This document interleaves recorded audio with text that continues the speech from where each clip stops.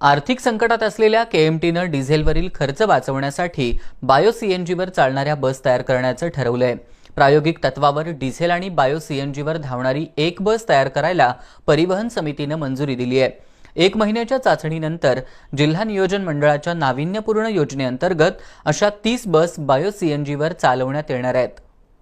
KMT बसची संख्या वाढली नाही तर प्रवासी वाढणार नाहीत आणि उत्पन्नही वाढणार नाही। महानगरपालिकेकडे नवीन बस खरेदी करण्याइतपत पैसे नाहीत। यातून निर्माण झालेल्या आर्थिक कोंडीतून मार्ग काढण्यासाठी सरकारच्या माध्यमातून नवीन बस खरेदी करण्याचा प्रयत्न चालवला होता। केंद्र सरकारकडून इलेक्ट्रिक बस मिळवण्याचा प्रयत्न सुरू होता, पण त्याला यश आलं नाही। त्यानंतर बायो सीएनजीवर चालणारी बस तयार करण्याचा विचार सुरू केलाय। केएमटीकडील बहुतांश बस जुन्या असून 1 लिटर डिझेलमधून त्या 3.5 किंवा 4.5 किलोमीटर धावतायत। त्यामुळे त्यांच्यावर डिझेलचा मोठा खर्च होतो, तुलनेने उत्पन्न कमी मिळत असल्यानं तोटा होतोय।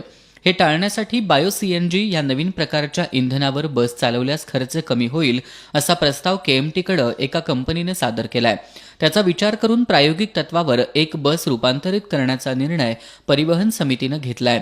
डिझेल बरोबरच बायो सीएनजी इंजिन बसमध्ये बसवल्यानंतर या इंधनातून प्रत्येक बस 4 किलोमीटर धावेल। या इंधनाचा प्रति लिटरचा दर डिझेलपेक्षा 12 ते 15 रुपये कमी आहे।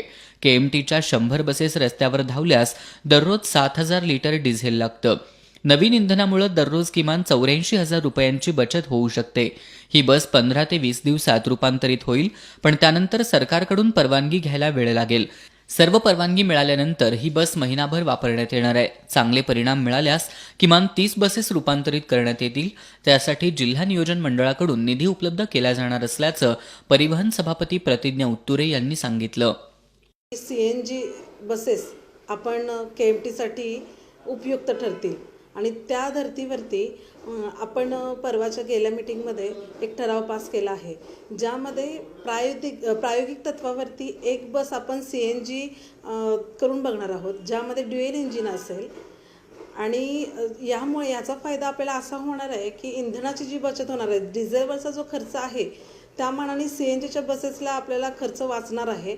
एक 2-3 लाखाचा फरक यामध्ये आपल्याला पडतो आहे।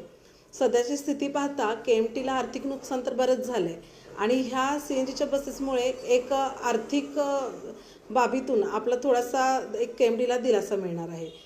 आपण ह्या सीएनजी बसेससाठी विशेष निधीचा प्रस्ताव ठेवलेला आहे आणि त्यांच्यामार्फत आपण पुढील काही असेल तर प्रोसेस करणार आहोत।